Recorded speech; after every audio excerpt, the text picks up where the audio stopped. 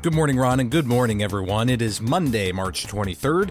Here's what's happening. In his Sunday Angelus address yesterday, Pope Leo XIV urged those in attendance, quote, "We cannot remain silent in the face of the suffering of so many people, innocent victims of these conflicts." The Holy Father was commenting on the conflicts in the Middle East and warned that the death and suffering brought about by these wars are a scandal to the human race and a cry before God. As the Pope made his appeal, the death toll continues to rise amidst the conflicts. More than 1,000 are believed to be killed in Lebanon, 160 were injured by Iranian missile strikes in Israel on Sunday, and more than 1,400 have been killed in Iran.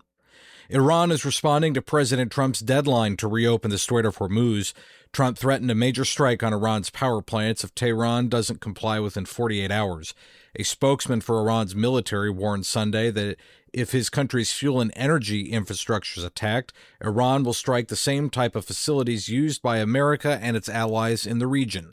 The president's ultimatum came as global oil prices continue to soar, with the war in the Middle East now entering its fourth week. Staying in the region, the auxiliary bishop of the Latin Patriarchate of Jerusalem says Israeli settlers in the West Bank have increasingly become more aggressive towards Christians already living there. Bishop William Shamali spoke to EWTN News Nightly last week and said the settlers have prevented Palestinian Christians from accessing their land through threats and property damage, including burning their vehicles. He also reported that Israeli settlers have begun to occupy land belonging to a convent of sisters in a village near Bethlehem called Ertus. Back in the U.S. now, where White House border czar Tom Homan says ICE agents will deploy to airports across the country today. Homan told CNN's State of the Union he is currently working on a plan to assist TSA officers at entrances and exits where lines have been especially long recently. He did not specify which airports that agents would be sent to first.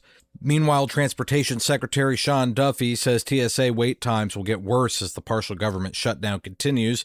He made those comments to ABC's This Week, adding that more pressure is being put on Congress to come to a resolution.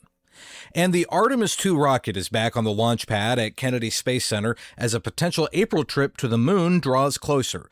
It took 10 hours Friday for the massive SLS rocket to make the slow 4-mile crawl from the vehicle assembly building. A 4-person crew is scheduled to launch for the moon as early as April 1st.